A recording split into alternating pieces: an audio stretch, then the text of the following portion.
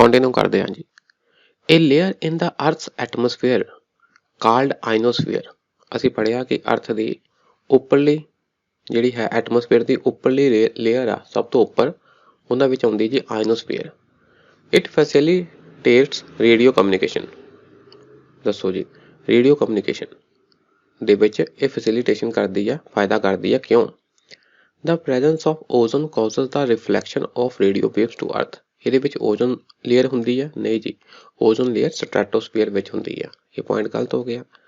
Radio waves have A very long wave length, ਇਹ ਗੱਲ ਸਹੀ ਹੈ। ਰੇਡੀਓ ਵੇਵ ਦੀ ਵੇਵ ਲੈਂਥ ਕਾਫੀ ਲੰਬੀ ਹੁੰਦੀ ਆ ਤੇ ਆਪਣੇ ਜਿਹੜੇ ਇਸ ਕਰਕੇ ਜਿਹੜੇ ਇਸ ਲੇਅਰ ਵਿੱਚ ਆਇਨਸ ਆ ਉਹਨਾਂ ਦੀ ਅਬਜ਼ੋਰਪਸ਼ਨ ਵੀ, ਉਹਨਾਂ ਦੀ ਰਿਫਲੈਕਸ਼ਨ ਵੀ ਇਸੇ ਵੇਵ ਲੈਂਥ ਦੇ ਕਰੀਬ ਹੁੰਦੀ ਹੈ ਜੀ। ਇਹ ਦੂਸਰਾ ਪੁਆਇੰਟ ਸਹੀ ਹੈ। ਕਰੈਕਟ ਆਂਸਰ ਲੱਭਣਾ ਜੀ ਬੀ, ਓਨਲੀ ਟੂ ਕਰੈਕਟ। ਥੋੜ੍ਹਾ ਦੇਖ ਲੈਂਦੇ ਜੀ। ਆਹ ਸਾਡਾ ਹੈ ਜੀ ਇਲੈਕਟ੍ਰੋਮੈਗਨੈਟਿਕ ਰੇਡੀਏਸ਼ਨ ਦਾ ਸਪੈਕਟਰਮ। ਤੁਹਾਨੂੰ ਥੋੜ੍ਹਾ ਪਤਾ ਹੋਣਾ ਚਾਹੀਦਾ। ਜੇ ਵੇਵ ਲੈਂਥ ਦੀ ਗੱਲ ਕਰੀਏ, ਆਹ ਦੇਖੋ ਇੱਕ ਵੇਵ ਆ, ਇੱਥੇ ਤੱਕ ਇੱਕ ਵੇਵ ਆ, ਠੀਕ ਹੈ ਜੀ।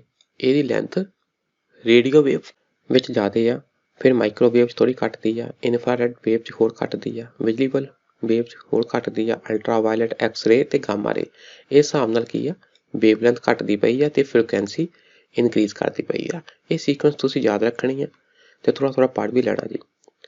ਆਹ ਚੀਜ਼ਾਂ ਪੜ੍ਹ ਲੈਣੀਆਂ ਕਿ ਵਿਜ਼ੀਬਲ ਲਾਈਟ ਵਿੱਚ ਸਭ ਤੋਂ ਜ਼ਿਆਦਾ ਵੇਵ ਲੈਂਥ ਹੁੰਦੀ ਰੈੱਡ ਦੀ, ਘੱਟ ਹੁੰਦੀ ਜੀ ਵਾਇਲਟ ਦੀ, ਅਤੇ ਗਾਮਾ ਰੇਜ਼ ਮੈਡੀਸਨ ਦੇ ਤੌਰ 'ਤੇ ਕੈਂਸਰ ਨੂੰ ਠੀਕ ਕਰਨ ਲਈ ਯੂਜ਼ ਹੁੰਦੀ ਹੈ ਜੀ। ਆਹ ਗੱਲਾਂ ਤੁਸੀਂ ਪੜ੍ਹ ਲੈਣੀਆਂ। ਹੁਣ ਇੱਥੋਂ ਆਪਾਂ ਦੇਖ ਲਿਆ ਜੀ ਕਿ ਰੇਡੀਓ ਵੇਵ ਦੀ ਵੇਵ ਲੈਂਥ ਜ਼ਿਆਦਾ ਹੁੰਦੀ ਹੈ। ਅੱਗੇ ਦੇਖੋ, La Nina is suspected to have caused recent floods in Australia. ਥੋੜ੍ਹਾ ਕਰੰਟ ਅਫੇਅਰ ਦਾ ਕੁਐਸਚਨ ਹੋ ਗਿਆ ਵੀ ਆਸਟ੍ਰੇਲੀਆ ਵਿੱਚ ਜਿਹੜਾ ਆਪਣਾ ਹੜ੍ਹ ਆਇਆ ਸੀ, ਫਲੱਡ ਆਇਆ ਸੀ, ਉਹ ਲਾ ਨੀਨਾ ਕਰਕੇ ਆਇਆ ਸੀ। How is La Nina different from El Nino? ਦੋਵਾਂ 'ਚ ਕੀ ਫਰਕ ਹੈ ਜੀ? ਇਹ ਦੋਨੋਂ ਇੱਕ ਦੂਸਰੇ ਦੇ ਉਲਟ ਹੁੰਦੇ ਜੀ। ਅਤੇ La Nina is characterised by unusually cold ocean temperature in equatorial Indian Ocean, whereas El Nino is characterized by unusually warm ocean temperature in the equatorial Pacific Ocean। ਆਹ ਤਾਂ ਗੱਲ ਠੀਕ ਆ ਜੀ ਅਲ ਨੀਨੋ ਬਾਰੇ, ਪਰ ਲਾ ਨੀਨਾ ਵਾਲੇ ਇਹ ਗੱਲ ਕਹਿਣੀ ਕਿ ਇੰਡੀਅਨ ਓਸ਼ਨ ਵਿੱਚ ਨਹੀਂ, ਠੰਡਾ ਟੈਂਪਰੇਚਰ ਹੁੰਦਾ ਜੀ ਪੈਸੀਫਿਕ। ਸਿੰਪਲੀ ਗੱਲ ਆ ਕਿ ਪੈਸੀਫਿਕ ਓਸ਼ਨ ਵਾਰਮ ਹੁੰਦਾ ਅਲ ਨੀਨੋ ਵਿੱਚ ਅਤੇ ਪੈਸੀਫਿਕ ਓਸ਼ਨ ਅਨਯੂਜ਼ੁਅਲੀ ਠੰਡਾ ਹੁੰਦਾ ਲਾ ਨੀਨਾ ਵਿੱਚ। ਆਹ ਪੁਆਇੰਟ ਗਲਤ ਹੋ ਗਿਆ।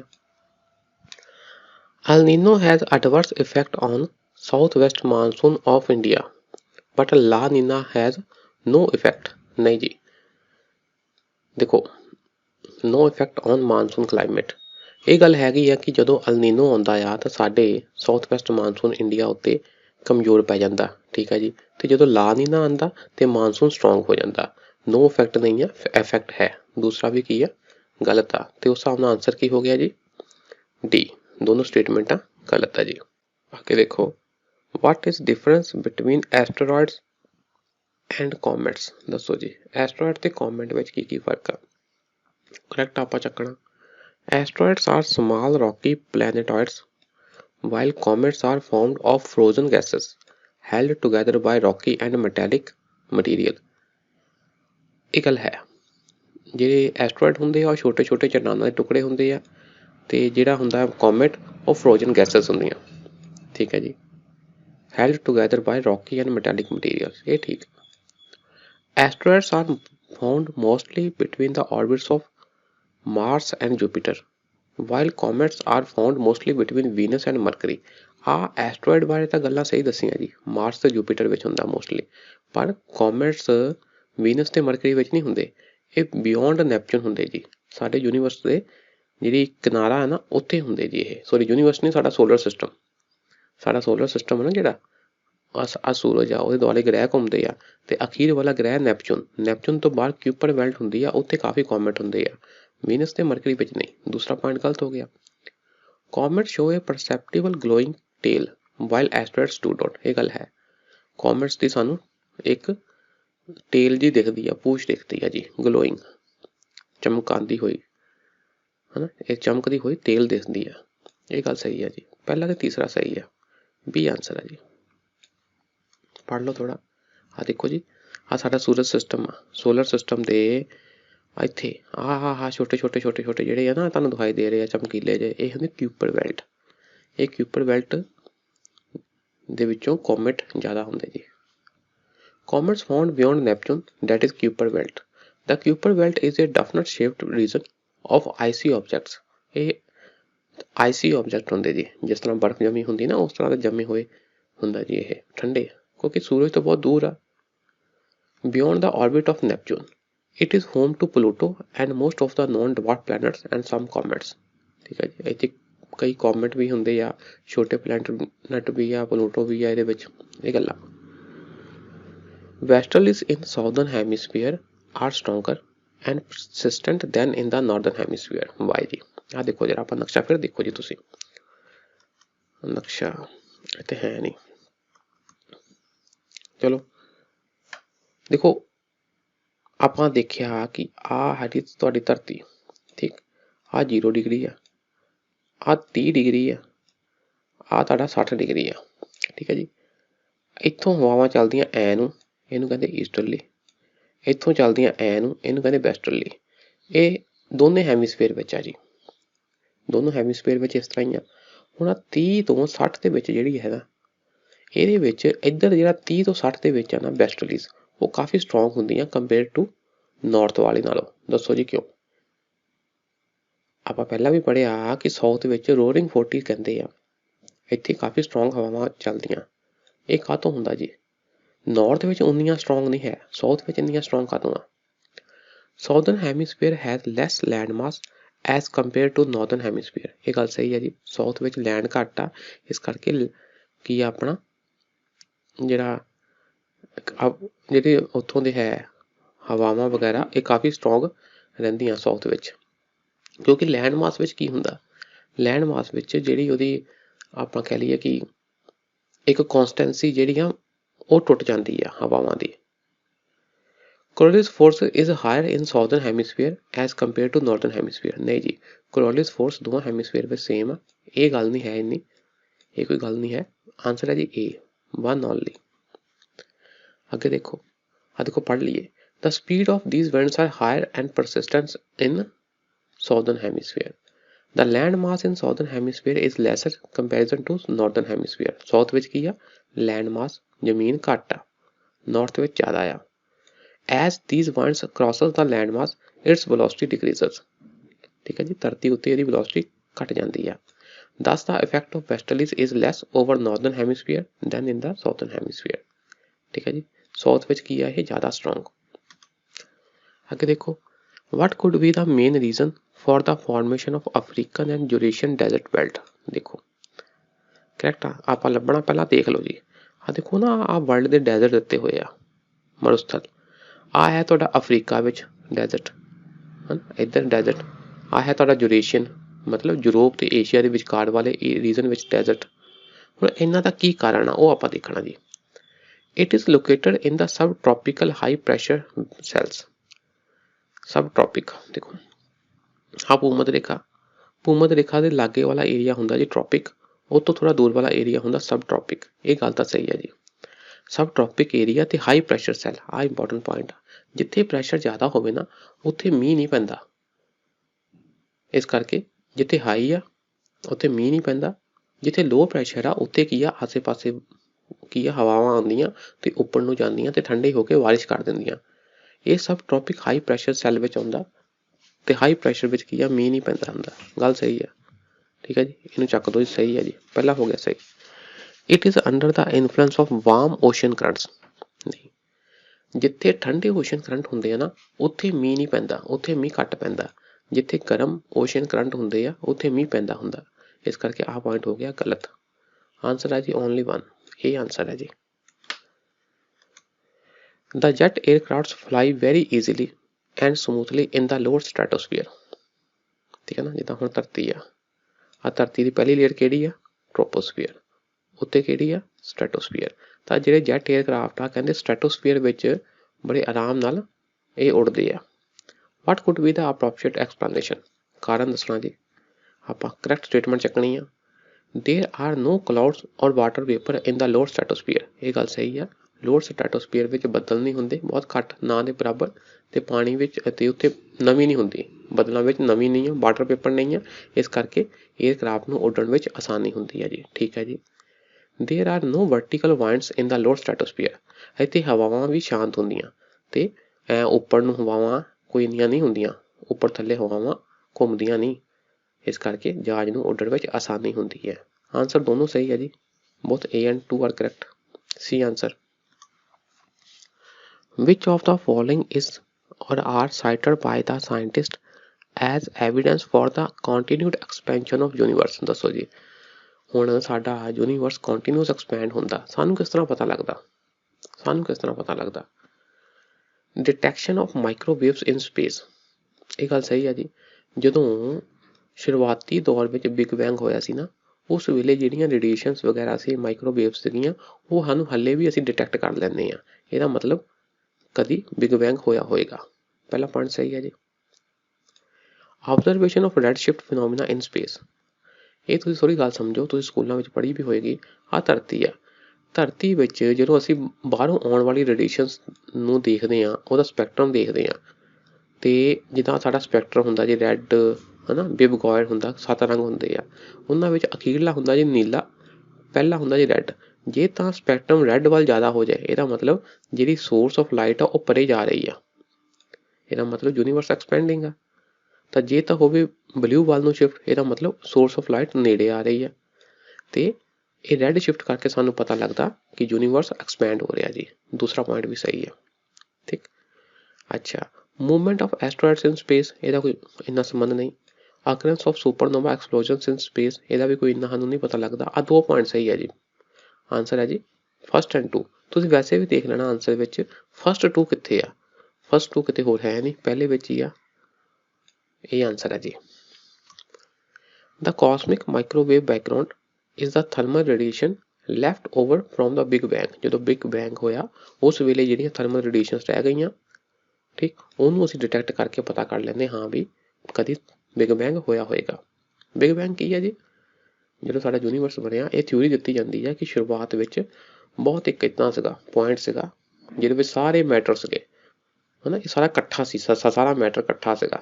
ਫਿਰ ਕਿਸੇ ਤਰ੍ਹਾਂ ਉਹ ਐਕਸਪਲੋਡ ਹੋ ਗਿਆ, ਬੰਬ ਫਟਿਆ, ਤੇ ਦੂਰ ਜਾਣ ਲੱਗ ਗਈਆਂ ਚੀਜ਼ਾਂ, ਗ੍ਰਹਿ, ਉਪਗ੍ਰਹਿ, ਤਾਰੇ ਵਗੈਰਾ, ਇਹ ਤੋਂ ਬਣੇ ਗੈਸ ਵਗੈਰਾ, ਉਹ ਸਭ ਦੂਰ ਜਾਣ ਲੱਗ ਗਈਆਂ। The cosmic microwave background is well explained as radiation left over from an early stage in the development of the universe. ਇਹ ਆਪਾਂ ਗੱਲ ਪੜ੍ਹ ਲਈ ਜੀ। ਦੂਸਰਾ ਜੀ ਰੈਡ ਸ਼ਿਫਟ। ਰੈਡ ਸ਼ਿਫਟ ਵੀ ਆਪਾਂ ਸਮਝ ਲਿਆ ਸੀ ਕਿ ਕਿਸ ਤਰ੍ਹਾਂ ਕਿਸੇ ਲਾਈਟ ਸੋਰਸ ਦਾ ਸਪੈਕਟਰਮ ਜੇ ਰੈਡ ਵੱਲ ਨੂੰ ਸ਼ਿਫਟ ਹੋ ਜਾਏ, ਇਹਦਾ ਮਤਲਬ ਸੋਰਸ ਸਾਡੇ ਤੋਂ ਦੂਰ ਜਾ ਰਿਹਾ ਆ। ਕੰਸੀਡਰ ਦਾ ਫੋਲੋਇੰਗ ਫੈਕਟਰਸ, ਆਹ ਕੁਝ ਫੈਕਟਰ ਦਿੱਤੇ ਆ ਜੀ। Which of the above factors influence the ocean currents, ocean current ਨੂੰ ਕਿਹੜੇ ਫੈਕਟਰ ਪ੍ਰਭਾਵਿਤ ਕਰਦੇ ਆ? ਰੋਟੇਸ਼ਨ ਆਫ ਦਾ ਅਰਥ, ਯੈਸ, ਜਦੋਂ ਅਰਥ ਰੋਟੇਟ ਕਰਦੀ ਆ ਤਾਂ ਓਸ਼ਨ ਕਰੰਟ ਕੋਰੀਓਲਿਸ ਫੋਰਸ ਦਾ ਪ੍ਰਭਾਵ ਗ੍ਰਹਿਣ ਕਰਦੇ ਆ ਤੇ ਇਹਨਾਂ ਦੀ ਡਾਇਰੈਕਸ਼ਨ ਵੀ ਚੇਂਜ ਹੁੰਦੀ ਆ। ਸਹੀ ਹੈ ਜੀ। ਏਅਰ ਪ੍ਰੈਸ਼ਰ ਐਂਡ ਵਾਈਂਡ, ਜਿੱਦਾਂ ਹਵਾਵਾਂ ਵਗਦੀਆਂ ਉਹ ਨਾਲ ਓਸ਼ਨ ਕਰੰਟ ਨੂੰ ਵੀ ਬਹਾ ਕੇ ਲੈ ਜਾਂਦੀਆਂ, ਇਹ ਵੀ ਗੱਲ ਸਹੀ ਹੈ ਜੀ। ਡੈਂਸਿਟੀ ਆਫ ਓਸ਼ਨ ਵਾਟਰ, ਇਹ ਵੀ ਗੱਲ ਸਹੀ ਆ, ਜਿੱਥੇ ਪਾਣੀ ਡੈਂਸ ਆ, ਸੰਘਣਾ ਆ, ਉਹ ਥੱਲੇ ਬਹਿ ਜਾਂਦਾ ਭਾਰਾ ਹੋ ਕੇ, ਤੇ ਹਲਕਾ ਪਾਣੀ ਉਹਦਾ ਸਥਾਨ ਲੈਣ ਲਈ ਆ ਜਾਂਦਾ, ਤੇ ਓਸ਼ਨ ਕਰੰਟ ਪੈਦਾ ਹੁੰਦੇ। ਤੀਸਰਾ ਤਾਂ ਸਹੀ ਹੈ ਜੀ, ਤੀਸਰਾ ਤਾਂ ਪੁਆਇੰਟ ਡੈਫੀਨੇਟਲੀ ਸਹੀ ਹੈ। ਆ ਚੱਕ ਦੋ। ਰੈਵੋਲੂਸ਼ਨ ਆਫ ਦਾ ਅਰਥ, ਹੁਣ ਰੈਵੋਲੂਸ਼ਨ ਆਫ ਅਰਥ ਦੇ ਨਾਲ ਓਸ਼ਨ ਕਰੰਟ ਦਾ ਕੋਈ ਇੰਨਾ ਸੰਬੰਧ ਨਹੀਂ ਹੈ। ਆਂਸਰ ਆ ਜੀ ਬੀ, ਪਹਿਲਾ, ਦੂਜਾ, ਤੀਜਾ। ਠੀਕ, ਵੈਸੇ ਵੀ ਤੁਸੀਂ ਦੇਖ ਲਓ ਇੱਥੇ ਇੱਕ ਹੈ ਨੀਗਾ, ਤਾਂ ਇਹਨੂੰ ਵੈਸੇ ਚੱਕ ਦੋ, B answer. Normally the temperature decreases with the increase in height from the earth surface, ਜਿਉਂ ਅਰਥ ਦੇ ਸਰਫੇਸ ਤੋਂ ਅਸੀਂ ਉੱਤੇ ਨੂੰ ਜਾਂਦੇ ਹਾਂ, ਟੈਂਪਰੇਚਰ ਡਿਕਰੀਜ਼ ਹੁੰਦਾ ਜੀ। ਠੀਕ ਹੈ ਜੀ। ਇਹਦਾ ਕੀ ਕਾਰਨ ਆ ਜੀ? ਆਪਾਂ ਕਰੈਕਟ ਚੱਕਣਾ। The atmosphere can be heated upward only from the earth's surface. ਇੱਥੇ ਤੁਹਾਨੂੰ ਨਾ ਲੱਗੇਗਾ ਕਿ ਓਨਲੀ ਇੱਕ ਐਕਸਟ੍ਰੀਮ ਸ਼ਬਦ ਆ, ਇਸ ਲਈ ਇਹਨੂੰ ਅਸੀਂ ਗਲਤ ਕਰ ਦਈਏ, ਪਰ ਟੈਕਨੀਕਲੀ ਇਹ ਗੱਲ ਸਹੀ ਹੈ ਜੀ। ਅਰਥ ਸਰਫੇਸ ਤੋਂ ਜਿਹੜੀਆਂ ਰੇਜ਼ ਰਿਫਲੈਕਟ ਹੁੰਦੀਆਂ ਨਾ, ਉਹ ਫਿਰ ਨਾਲ ਦੇ ਐਟਮੋਸਫੇਅਰ ਨੂੰ ਗਰਮ ਕਰਦੀਆਂ, ਤੇ ਜਿਹੜਾ ਤਾਂ ਅਰਥ ਦੇ ਲਾਗੇ ਆ ਐਟਮੋਸਫੇਅਰ, ਉਹ ਜ਼ਿਆਦਾ ਗਰਮ ਹੋਏਗਾ, ਉੱਪਰ ਵਾਲਾ ਘੱਟ ਹੋਏਗਾ, ਉਹ ਤੋਂ ਉੱਪਰ ਵਾਲਾ ਘੱਟ ਹੋਏਗਾ। ਇਹਦੇ ਕਰਕੇ ਟੈਂਪਰੇਚਰ ਡਿਕਰੀਜ਼ ਹੁੰਦਾ ਹਾਈਟ ਦੇ ਹਿਸਾਬ ਨਾਲ। ਇਹ ਪੁਆਇੰਟ ਸਹੀ ਹੈ ਜੀ। There is more moisture in the upper atmosphere, ये पॉइंट गलत है। अपर एटमोसफेयर विच मॉइस्चर घट होंदा आ, लोअर च ज़्यादा होंदा जी। तो लोअर च ज़्यादा होएगा तो लोअर वाला ज़्यादा हीट अब्जॉर्ब करता है। दूसरा पॉइंट गलत हो गया, आ चक्को जी। ठीक, पहली जी तो कोई टेंशन नहीं, आंसर कुंडी फसदी है जी तीजे विच। तीजे नूं देख लो हुण तुसीं, the air is less dense in the upper atmosphere, ये गल है जी। अपर एटमोसफेयर विच एयर लैस डेंस आ, लोअर एटमोसफेयर विच ज़्यादा संघनी हुंदी है ਤੇ ਉਹ ਹੀਟ ਨੂੰ ਜ਼ਿਆਦਾ ਅਬਜ਼ੌਰਬ ਕਰ ਲੈਂਦੀ ਜੀ। ਸੀ ਆਂਸਰ ਹੈ ਜੀ, ਪਹਿਲਾ ਤੇ ਤੀਜਾ ਸਹੀ ਹੈ।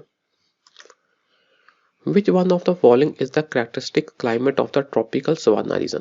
ਟ੍ਰੋਪੀਕਲ ਸਵਾਨਾ ਉਹਦੀ ਕੀ ਗੁਣ ਆ ਜੀ, ਜਿੱਥੇ ਘਾਹ ਸਵਾਨਾ ਗ੍ਰਾਸਲੈਂਡ ਵਗੈਰਾ ਹੁੰਦੇ ਆ। ਇਹ ਹੈ ਜੀ, ਇਹਦੇ ਵਿੱਚ ਡੈਫੀਨਿਟ ਡਰਾਈ ਤੇ ਵੈਟ ਸੀਜ਼ਨ ਹੁੰਦਾ ਜੀ। ਇੱਕ ਸੀਜ਼ਨ ਹੁੰਦਾ ਜਦੋਂ ਮੀਂਹ ਪੈਂਦਾ, ਡੈਫੀਨਿਟ ਪੀਰੀਅਡ ਆ ਜੀ, ਇੰਨੇ ਤੋਂ ਇੰਨੇ ਸਮੇਂ ਵਿੱਚ ਮੀਂਹ ਪੈਣਾ, फिर इन्ने तो इन्ने समय में मीह नहीं पैना। Definite dry and wet season. Which one of the following pairs is correctly matched, किहड़े करैक्टली मैच्ड है जी।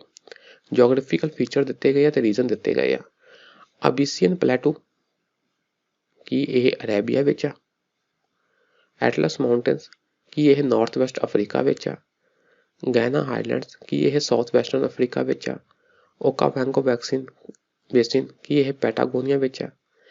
ਇਹ ਦੇਖੋ ਜੀ ਹੈ ਤਾਂ ਟਫ ਹੈ, ਪਰ ਆਪਾਂ ਕਿਉਂਕਿ ਇੱਕ ਹੀ ਚੱਕਣਾ ਨਾ, ਆ ਤੁਸੀਂ ਦੇਖੋਗੇ ਜੇ ਮੋਟੇ ਮੋਟੇ ਤੁਸੀਂ ਮੇਨ ਵੀ ਪਹਾੜੀਆਂ ਪੜ੍ਹੀਆਂ ਆ ਤਾਂ ਤੁਹਾਨੂੰ ਪਤਾ ਕਿ ਉਰਲ ਮਾਊਂਟਨ ਕਿੱਥੇ ਆ, ਐਲਪਸ ਮਾਊਂਟਨ ਕਿੱਥੇ ਆ, ਐਂਡੀਜ਼ ਕਿੱਥੇ ਆ, ਐਟਲਸ ਕਿੱਥੇ ਆ, ਹਿਮਾਲਿਆ ਕਿੱਥੇ ਆ। ਇਹ ਸੰਸਾਰ ਦੀਆਂ ਮੇਨ ਪਹਾੜੀਆਂ ਤੁਸੀਂ ਉੱਥੋਂ ਚੱਕ ਲੈਣਾ ਜੀ। ਆ ਦੇਖੋ ਐਟਲਸ ਮਾਊਂਟਨ ਕਿੱਥੇ ਆ, ਨਾਰਥ ਵੈਸਟਰਨ ਅਫਰੀਕਾ ਵਿੱਚ। ਮੈਪ ਦੇਖ ਲਓ ਜੀ, ਆ ਦੇਖੋ ਆ ਹੈ ਜੀ ਐਟਲਸ ਮਾਊਂਟਨ। ਇਹ ਕਿੱਥੇ ਆ, ਅਫਰੀਕਾ ਦੇ ਉੱਪਰਲੇ ਪਾਸੇ ਖੱਬੇ ਹੱਥ। ਇਹ ਹੈ ਜੀ ਨਾਰਥ ਵੈਸਟ ਅਫਰੀਕਾ ਵਿੱਚ ਹੈ ਜੀ ਪਹਾੜੀਆਂ, ਐਟਲਸ ਮਾਊਂਟਨ। ਇੱਥੋਂ ਸਿੱਧਾ ਤੁਹਾਡਾ ਆਂਸਰ ਆ ਗਿਆ ਜੀ, atlas mountain north West Africa ਵਿੱਚ ਆ। ਇੱਕ ਹੀ ਤਾਂ ਆਪਾਂ ਚੱਕਣਾ ਸੀ, ਸਹੀ ਚੱਕ ਦੋ ਜੀ। ਬਾਕੀ ਥੋੜੇ ਟਫ ਆ, ਪਰ ਵੈਸੇ ਵੀ ਅਸੀਂ ਪੜ੍ਹ ਲੈਂਦੇ ਹਾਂ ਜੀ। ਆ ਦੇਖੋ ਜੀ ਏਬੀਸੀਅਨ ਪਲੇਨ, ਏਬੀਸੀਅਨ ਪਲੇਟੂ, ਇਹ ਤੁਹਾਡਾ ਇਥੋਪੀਆ ਵਿੱਚ ਆ। ਆ ਦੇਖੋ ਗੈਨਾ ਹਾਈਲੈਂਡ, ਇਹ ਬ੍ਰਾਜ਼ੀਲ ਦੇ ਉੱਤੇ ਆ ਜੀ, ਸਾਊਥ ਅਮਰੀਕਾ ਦੇ ਵਿੱਚ ਉੱਪਰਲੇ ਪਾਸੇ ਉੱਤਰੀ ਏਰੀਏ ਵਿੱਚ ਗੈਨਾ ਹਾਈਲੈਂਡਸ। ਤੇ ਆ ਕਿਹੜਾ ਸੀ ਤੁਹਾਡਾ ਓਕਾਵੈਂਗੋ ਬੇਸਿਨ, ਇਹ ਤੁਹਾਡਾ ਸਾਊਥ ਅਫਰੀਕਾ ਵਿੱਚ ਆ ਜੀ। ਸਾਊਥ ਅਫਰੀਕਾ ਥੋੜਾ ਉੱਤੇ ਅਫਰੀਕਨ ਕੰਟੀਨੈਂਟ 'ਚ ਆ, ਇੱਥੇ ਆ। Okay, variations in the length of day time and night time from season to season are due to, ਦੱਸੋ ਜੀ। ਦਿਨ ਤੇ ਰਾਤ ਇਹਨਾਂ ਦੀ ਜਿਹੜੀ ਲੰਬਾਈ ਆ, ਦਿਨ ਛੋਟੇ ਹੋ ਜਾਂਦੇ, ਵੱਡੇ ਹੋ ਜਾਂਦੇ, ਰਾਤਾਂ ਛੋਟੀਆਂ ਹੋ ਜਾਂਦੀਆਂ, ਰਾਤਾਂ ਵੱਡੀਆਂ ਹੋ ਜਾਂਦੀਆਂ। ਇਹ ਕਿਸ ਕਾਰਨ ਹੁੰਦਾ ਜੀ ਕੰਮ? ਅਰਥ ਰੋਟੇਸ਼ਨ ਔਨ ਇਟਸ ਐਕਸਿਸ, ਨਹੀਂ ਜੀ, ਰੋਟੇਸ਼ਨ ਕਰਕੇ ਨਹੀਂ ਹੁੰਦਾ। ਰੋਟੇਸ਼ਨ ਕਰਕੇ ਦਿਨ ਰਾਤ ਬਣਦੇ ਆ, ਪਰ ਦਿਨ ਰਾਤ ਦੀ ਲੰਬਾਈ ਚੌੜਾਈ ਘੱਟਦੀ ਵੱਧਦੀ ਆ, ਇਹ ਰੋਟੇਸ਼ਨ ਕਰਕੇ ਨਹੀਂ ਹੁੰਦਾ। ਅਰਥ ਰੈਵੋਲੂਸ਼ਨ ਅਰਾਊਂਡ ਦਾ ਸਨ ਇਨ ਐਨ ਐਲਿਪਟੀਕਲ ਮੈਨਰ, ਅਰਥ ਸੂਰਜ ਦੇ ਦੁਆਲੇ ਘੁੰਮਦੀ ਆ ਐਲਿਪਟੀਕਲ ਮੈਨਰ ਵਿੱਚ, ਇਹਦੇ ਕਰਕੇ। ਲੈਟੀਟਿਊਡਨਲ ਪੋਜੀਸ਼ਨ ਆਫ ਦਾ ਪਲੇਸ, ਉਹ ਪਲੇਸ ਜਿੱਥੇ ਸੂਰਜ ਦੀ ਰੋਸ਼ਨੀ ਪੈਂਦੀ ਆ, ਜਾਂ ਵੈਸੇ ਕਹੀਏ ਕਿ ਅਰਥ ਇੱਕ ਬੰਦਾ ਕਿੱਥੇ ਕਿਹੜੇ ਲੈਟੀਟਿਊਡ ਤੇ ਖੜਾ ਆ, ਉਸ ਤੇ ਡਿਪੈਂਡ ਕਰਦੀ ਗੱਲ। ਰੈਵੋਲੂਸ਼ਨ ਆਫ ਦਾ ਅਰਥ ਇਨ ਏ ਟਿਲਟਡ ਐਕਸਿਸ, ਆ ਜੀ ਬੇਸਿਕਲੀ ਅਰਥ ਜਿਹੜਾ ਥੋੜੀ ਜਿਹੀ ਟਿਲਟ ਆ, ਤੇ ਉਹ ਟਿਲਟ ਕਰਕੇ ਨਾ ਜਦੋਂ ਰੈਵੋਲੂਸ਼ਨ ਕਰਦੀ ਆ ਤਾਂ ਆਪਣੇ ਆਪ ਤੁਸੀਂ ਦੇਖੋਗੇ ਕਿ ਦਿਨ ਤੇ ਰਾਤ ਦਾ ਸਮੇਂ ਵੇਰੀ ਹੁੰਦਾ ਆ। ਠੀਕ, ਇੱਥੇ ਮੈਂ ਤੁਹਾਨੂੰ ਸਮਝਾ ਨਹੀਂ ਪਾਵਾਂਗਾ, ਤੁਸੀਂ ਜਦੋਂ NCERT ਪੜ੍ਹੋਗੇ ਉੱਥੇ ਤੁਹਾਨੂੰ ਪਾਓਗੇ ਕਿ ਅਰਥ ਥੋੜ੍ਹੀ ਟਿਲਟ ਆ, ਉਹਦੇ ਕਰਕੇ ਦਿਨ ਤੇ ਰਾਤ ਦਾ ਟਾਈਮ ਚੇਂਜ ਹੁੰਦਾ। Revolution of the earth on a tilted axis. On the planet earth most of the fresh water exist as ice caps and glaciers. ਦੇਖੋ ਜੀ ਫਿਰ ਉਹੀ ਪ੍ਰਸ਼ਨ ਆ ਗਿਆ ਜੀ, ਪਾਣੀ ਦੀ ਡਿਸਟਰੀਬਿਊਸ਼ਨ ਉੱਤੇ ਜ਼ਿਆਦਾਤਰ ਫਰੈਸ਼ ਵਾਟਰ ਕਿੱਥੇ ਆ, ਆਈਸ ਕੈਪ ਦੇ ਉੱਤੇ ਤੇ ਗਲੇਸ਼ੀਅਰ ਉੱਤੇ, ਮੀਨ ਜੰਮਿਆ ਹੋਇਆ ਆ ਬਰਫ਼ ਦੇ ਰੂਪ ਵਿੱਚ। Out of the remaining fresh water the largest portion, ਹੁਣ ਦੱਸੋ ਜੀ ਦੂਜੇ ਨੰਬਰ ਤੇ ਫਰੈਸ਼ ਵਾਟਰ ਕਿੱਥੇ ਆ ਸਭ ਤੋਂ ਜ਼ਿਆਦਾ? ਠੀਕ, ਦੂਜੇ ਨੰਬਰ ਤੇ ਤੁਹਾਨੂੰ ਲੱਗਣਾ ਕਿ ਨਦੀਆਂ ਵਿੱਚ ਬਹੁਤ ਪਾਣੀ ਆ, ਲੇਕਸ ਵਿੱਚ ਬਹੁਤ ਪਾਣੀ ਆ, ਸ਼ਾਇਦ ਇੱਥੇ ਨਹੀਂ। ਦੂਜੇ ਨੰਬਰ ਤੇ ਗਰਾਊਂਡ ਵਾਟਰ ਆਉਂਦਾ ਜੀ, ਗਰਾਊਂਡ ਵਾਟਰ ਪੜ੍ਹ ਲਓ ਜੀ। ਦੇਖੋ ਜਿੰਨਾ ਸਾਡੀ ਧਰਤੀ ਤੇ ਪਾਣੀ ਆ, ਜ਼ਿਆਦਾਤਰ ਕਿੱਥੇ ਆ, ਜ਼ਿਆਦਾਤਰ ਕੀ ਆ, ਸਲਾਈਨ ਆ, ਉਹ 'ਚ ਬਹੁਤ ਜ਼ਿਆਦਾ ਨਮਕ ਘੁਲੇ ਹੋਏ ਆ। ਇਹ ਕੀ ਆ, ਸਮੁੰਦਰੀ ਪਾਣੀ ਆ। ਠੀਕ ਹੈ ਜੀ, ਇਹ ਤਕਰੀਬਨ 97% ਆ। ਜੋ ਬਚਿਆ 2.5-3% ਉਹ ਫਰੈਸ਼ ਵਾਟਰ ਵਿੱਚ ਸਭ ਤੋਂ ਜ਼ਿਆਦਾ ਕੀ ਆ, 1.5 ਤੋਂ 2 ਲਗਭਗ 2% ਗਲੇਸ਼ੀਅਰ ਆ, ਬਰਫ ਆਈਸ ਆ, ਸਨੋ ਆ, ਮਤਲਬ ਬਰਫ ਦੇ ਰੂਪ ਵਿੱਚ ਜੰਮਿਆ। ਉਸ ਤੋਂ ਬਾਅਦ ਨੰਬਰ ਆਉਂਦਾ ਜੀ ਗਰਾਊਂਡ ਵਾਟਰ ਦਾ ਜਾਂ ਸੋਇਲ ਮੋਇਸਚਰ ਇਕੱਠਾ। ਉਸ ਤੋਂ ਬਾਅਦ ਨੰਬਰ ਆਉਂਦਾ ਜੀ ਸਾਡੇ ਨਦੀਆਂ ਦਾ, ਝੀਲਾਂ ਦਾ, ਦਲਦਲੀ ਏਰੀਏ ਵਿੱਚ। ਇਹਦਾ ਮਤਲਬ ਗਲੇਸ਼ੀਅਰ ਤੋਂ ਬਾਅਦ ਫਰੈਸ਼ ਵਾਟਰ ਕਿੱਥੇ ਆ, ਸਭ ਤੋਂ ਜ਼ਿਆਦਾ ਗਰਾਊਂਡ ਵਾਟਰ ਵਿੱਚ। ਇਹ ਤੁਸੀਂ ਯਾਦ ਕਰ ਲੈਣਾ, ਇੰਪੋਰਟੈਂਟ ਆ ਜੀ ਇਹ। ਪਰਸੈਂਟੇਜ ਸ਼ਾਇਦ ਉਨੀ ਨਾ ਯਾਦ ਕਰ ਪਾਓ, ਪਰ ਇੰਨਾ ਕਰ ਲਿਓ ਕਿ 97% ਸਲਾਈਨ ਆ, ਬਾਕੀ ਫਰੈਸ਼ ਆ। ਫਰੈਸ਼ ਵਿੱਚੋਂ ਜ਼ਿਆਦਾ ਕਿੱਥੇ ਆ, ਬਰਫ ਦੇ ਰੂਪ ਵਿੱਚ ਜੰਮਿਆ। ਫਿਰ ਆਉਂਦਾ ਗਰਾਊਂਡ ਵਾਟਰ ਦਾ ਨੰਬਰ, ਫਿਰ ਆਉਂਦਾ surface water in the farm of ਨਦੀਆਂ, ਨਾਲੇ ਵਗੈਰਾ, ਝੀਲਾਂ, ਇਹ ਸਾਰੀਆਂ। ਕੰਸੀਡਰ ਦਾ ਫੋਲੋਇੰਗ ਪੇਅਰਸ ਦਿੱਤੇ ਆ ਜੀ। ਆਹ ਦੱਸਿਆ ਜੀ, ਇਹ ਇਲੈਕਟ੍ਰੋਮੈਗਨੈਟਿਕ ਰੇਡੀਏਸ਼ਨ ਦਿੱਤੀਆਂ, geothermal energy, gravitational forces, plate movement, ਸਭ ਕੁਝ ਦਿੱਤਾ ਜੀ। ਹੁਣ ਪੁੱਛਿਆ ਗਿਆ ਆ ਕਿ which of the above are responsible for bringing dynamic changes on the surface of the earth. ਕਿੰਨਾ ਕਰਕੇ ਧਰਤੀ ਦੇ ਸਰਫੇਸ ਤੇ ਚੇਂਜਸ ਆਉਂਦੀਆਂ, ਬਦਲਾਅ ਆਉਂਦੇ ਆ ਜੀ। ਦੇਖੋ, ਇਲੈਕਟ੍ਰੋਮੈਗਨੈਟਿਕ ਰੇਡੀਏਸ਼ਨਸ, ਸੂਰਜ ਦੀਆਂ ਕਿਰਨਾਂ ਆਉਂਦੀਆਂ, ਇਹਦਾ ਕਿੰਨਾ ਪ੍ਰਭਾਵ ਆ ਸਾਡੇ ਉੱਤੇ, ਸਾਡੇ ਸਰਫੇਸ ਤੇ। ਕੋਈ ਜਗ੍ਹਾ ਗਰਮ ਹੁੰਦੀ ਆ, ਕੋਈ ਠੰਡੀ ਹੁੰਦੀ ਆ, ਫੋਟੋਸਿੰਥੈਸਿਸ ਹੁੰਦੀ ਆ, ਕਈ ਚੇਂਜਸ ਹੁੰਦੀਆਂ, ਇਹ ਕਾਰਨ ਹੈ। ਜਿਓਥਰਮਲ ਐਨਰਜੀ, ਧਰਤੀ ਦੇ ਥੱਲੇ ਨਿਕਲਣ ਵਾਲੀ ਐਨਰਜੀ, ਇਹ ਵੀ ਕਾਰਨ ਹੈ। ਇਹ ਵੀ ਧਰਤੀ ਤੇ ਕਾਫੀ ਚੇਂਜਸ ਲਿਆਉਂਦੇ ਜੀ। ਕਿਤੇ ਲਾਵੇ ਆਉਂਦੇ ਆ, ਵੋਲਕੈਨਿਕ ਕਰਪਸ਼ਨ ਹੁੰਦੇ ਆ, ਕਿਤੇ ਪਾਣੀ ਵਿੱਚੋਂ ਥੱਲੇ ਗਰਮ ਪਾਣੀ ਨਿਕਲਦਾ ਜੀ ਸਮੁੰਦਰ ਵਿੱਚੋਂ। ਗ੍ਰੈਵੀਟੇਸ਼ਨਲ ਫੋਰਸ ਦਾ ਤਾਂ ਇਫੈਕਟ ਹੈ ਹੀ ਹੈ ਜੀ। ਪਲੇਟ ਮੂਵਮੈਂਟ, ਦੇਖੋ ਜੀ, ਪਲੇਟ ਮੂਵਮੈਂਟ ਕਰਕੇ ਤਾਂ ਸਾਰਾ ਆ ਪਹਾੜ ਬਣਦੇ ਆ, ਤੁਹਾਡੇ ਵੋਲਕੈਨਿਕ ਕਰਪਸ਼ਨ, ਸਾਰਾ ਕੁਝ ਹੁੰਦਾ। ਪਲੇਟ ਮੂਵਮੈਂਟ ਬੜੀ ਹੈ ਜੀ ਇੰਪੋਰਟੈਂਟ ਚੀਜ਼, ਜਿੰਨਾ ਕਾਫੀ ਬਦਲਾਅ ਆਉਂਦੇ ਆ। ਰੋਟੇਸ਼ਨ ਆਫ ਦਾ ਅਰਥ, ਰੋਟੇਸ਼ਨ ਕਰਕੇ ਦਿਨ ਰਾਤ ਬਣਦੇ ਆ। ਰੈਵੋਲੂਸ਼ਨ, ਇਹਦੇ ਕਰਕੇ ਮੌਸਮ ਚੇਂਜ ਹੁੰਦੇ। ਇਹ ਸਾਰੀਆਂ ਗੱਲਾਂ ਕਰਕੇ ਧਰਤੀ ਉੱਤੇ ਬਦਲਾਅ ਆਉਂਦੇ ਆ ਜੀ। ਇਹ ਵੀ ਦੇਖਿਆ ਗਿਆ ਕਿ ਜਦੋਂ ਇਸ ਤਰ੍ਹਾਂ ਦੇ ਪ੍ਰਸ਼ਨ ਪੁੱਛੇ ਗਏ ਤਾਂ ਸਾਰੇ ਦੇ ਸਾਰੇ ਸਹੀ ਹੁੰਦੇ ਆ ਜੀ। ਆਨਸਰ ਆ ਜੀ ਡੀ, ਸਾਰੇ ਦੇ ਸਾਰੇ ਸਹੀ। The most important fishing grounds of the world are found in the regions where, ਦੱਸੋ ਜੀ, ਉਹ ਕਿਹੜਾ ਸਥਾਨ ਹੁੰਦੇ ਆ ਜਿੱਥੇ ਮਛਲੀਆਂ ਬਹੁਤ ਮਿਲਦੀਆਂ। ਇਹ ਹੁੰਦੇ ਆ ਜੀ ਜਿੱਥੇ ਵਾਰਮ ਤੇ ਕੋਲਡ ਓਸ਼ੀਅਨਿਕ ਕਰੰਟ ਮੀਟ ਕਰਦੇ ਆ। ਓਸ਼ੀਅਨਿਕ ਕਰੰਟ, ਗਰਮ ਤੇ ਠੰਡੇ ਓਸ਼ੀਅਨਿਕ ਕਰੰਟ ਜਿੱਥੇ ਮੀਟ ਕਰਦੇ ਆ, ਉੱਥੇ ਟੈਂਪਰੇਚਰ ਇੰਨਾ ਦਾ ਹੋ ਜਾਂਦਾ ਕਿ ਪਲੈਂਕਟਨਸ ਦੀ ਕਾਫੀ ਵ੍ਰਿੱਧੀ ਹੁੰਦੀ ਆ। ਪਲੈਂਕਟਨਸ ਕੀ ਹੁੰਦੇ ਆ? ਸੂਖਸ਼ਮ ਜੀਵ ਜੰਤੂ, ਸੂਖਸ਼ਮ ਪੌਦੇ ਦਾ ਸੂਖਸ਼ਮ ਜੋ ਵੀ ਆਪਣੇ ਜੀਵ ਆ ਸਮੁੰਦਰ ਵਿੱਚ ਪਾਏ ਜਾਂਦੇ ਆ, ਉਹਨੂੰ ਕਹਿੰਦੇ ਜੀ ਪਲੈਂਕਟਨਸ। ਤਾਂ ਫਿਰ ਇਹ ਪਲੈਂਕਟਨਸ ਨੂੰ ਕੌਣ ਖਾਂਦਾ? ਮਛਲੀਆਂ। ਭਾਵ ਮਛਲੀਆਂ ਲਈ ਭੋਜਨ ਕਾਫੀ ਇੱਥੇ ਹੋ ਜਾਂਦਾ।